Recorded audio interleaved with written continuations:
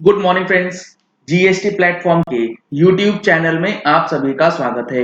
जी हाँ फ्रेंड्स, 28 सितंबर 2020 को एक ऑर्डर नंबर 2 सेंट्रल टैक्स के अंदर जिसमें कि जीएसटीआर 9 फॉर फाइनेंशियल ईयर 18-19 की एक्सटेंशन की बात करी गई है। क्या ये ऑर्डर सही है? क्या ये ऑर्डर रियल है और वाकई डेट एक्सटेंड हुई है या नहीं? इस वीडियो में आपको पूरी इंफॉर्मेशन मिलेगी।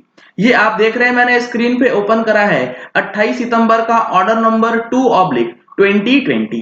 इसमें बताया गया है कि whereas subsection 1 of section 14 of the CGST Act provides that every registered person other than the specified person is required and shall furnish an annual return for every financial year electronically in such form and manner as may be prescribed on or before 31st December। इसमें पहले बताया गया section 44 का subsection 1 जो कि बात करता है एनुअल रिटर्न की फाइलिंग के लिए हर एक रेगुलर टैक्स पेयर या कॉम्पोजिशन टैक्स पेयर की।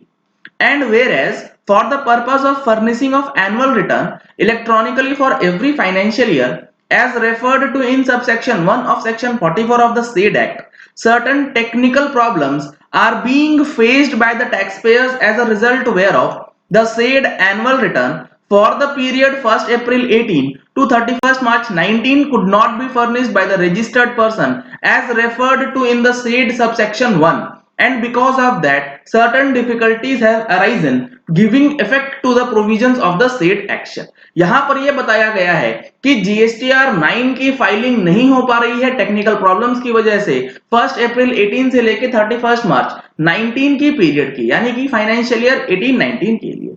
Now thereof in exercise of the powers conferred by section 172 of the CGST Act, the central government on the recommendation hereby makes the following order to remove the difficulty। तो सबसे पहला point, ये एक removal of difficulty order है जो section 172 के अंदर आया। तो क्या एनुअल रिटर्न की एक्सटेंशन के लिए रिमूवल ऑफ डिफिकल्टी ऑर्डर आज के डेट में इशू किया जा सकता है? जी नहीं, पहले किया जा सकता था। 1 अगस्त 2019 से पहले removal of difficulty order issue करके ही आप एक्सटेंशन जो है दे सकते थे, जैसा कि 17-18 के केस में हुआ भी था। यही गड़बड़ हो गई है इस ऑर्डर के अंदर, इसीलिए मैं इसको कहता हूं ये है फेक ऑर्डर। किस बेसिस पे मैं कह रहा हूं, मैं आपको दिखाता हूं। जो हमारा सेक्शन 44 है वो क्या कहता है, ये आप देख रहे हैं, मैंने ओपन करा है सेक्शन 44 एनुअल रिटर्न, जिसको अमेंड किया गया था और अमेंड करके कहा गया था, और यह अमेंडमेंट 1 अगस्त 2019 से इफेक्टिव हो गया है। Provided that the commissioner may on the recommendation of the council and for the reasons to be recorded in writing by notification। जी हाँ फ्रेंड्स, ये एक्सटेंशन आज आए या कल आए, आएगी नोटिफिकेशन के थ्रू ही, ना तो रिमूवल ऑफ डिफिकल्टी ऑर्डर, ना ही कोई सर्कुलर या प्रेस रिलीज के द्वारा भी इसको इशू नहीं किया जा सकता। extend the time limit for furnishing the annual return for such class of registered person as may be specified therein।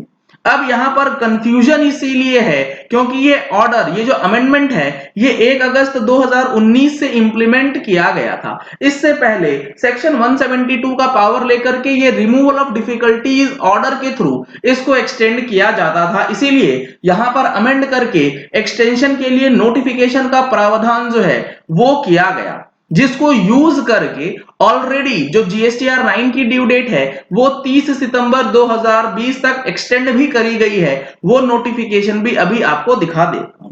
आगे इसमें लिखा गया है this order may be called the CGST second removal of difficulties order 2020, जिसमें आगे बताया गया है कि in section 44 of the CGST act in the explanation for the figures, letters and words 30th September 2020, the figures, letters and words 30th November 2020 shall be substituted। यानी कि यहां पर जो ड्यू डेट है उसको एक्सटेंशन की बात करी गई है 30 सितंबर से 30 नवंबर तक, लेकिन ये ऑर्डर फर्जी है, ये ऑर्डर फेक है, इस पे भरोसा मत कीजिए। अभी नहीं आया है, नोटिफिकेशन जल्द से जल्द आ सकता है। और यहां पर दूसरी चीज, सिग्नेचर भी मिस्ड है, जो ऑफिसर इसने इशू किया है उसी का। तो ये ऑर्डर बिल्कुल भी सही नहीं है।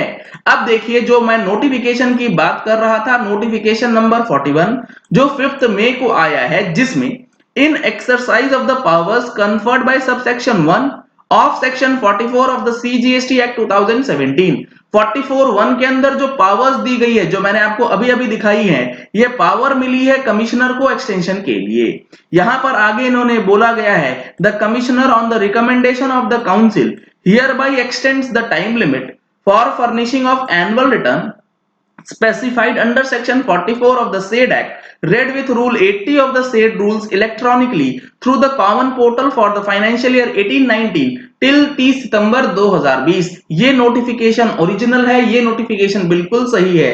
और जब फर्दर नोटिफिकेशन आएगी तो वो इस नोटिफिकेशन 41 को अमेंड करेगी और फॉर द लेटर्स वर्ड्स 30 सितंबर इसकी जगह पे या तो 31 अक्टूबर करे या 30 नवंबर करे या 31 दिसंबर करे, वो देखा जाएगा कब तक पीरियड जो है वो एक्सटेंड होता है। तो अब आप इस चीज को लेकर के बिल्कुल भी कंफ्यूज मत कीजिएगा कि जो हमारा डेट है वो एक्सटेंड हो चुका है in consonance with this removal of difficulty order, ऐसा कुछ भी नहीं हुआ है।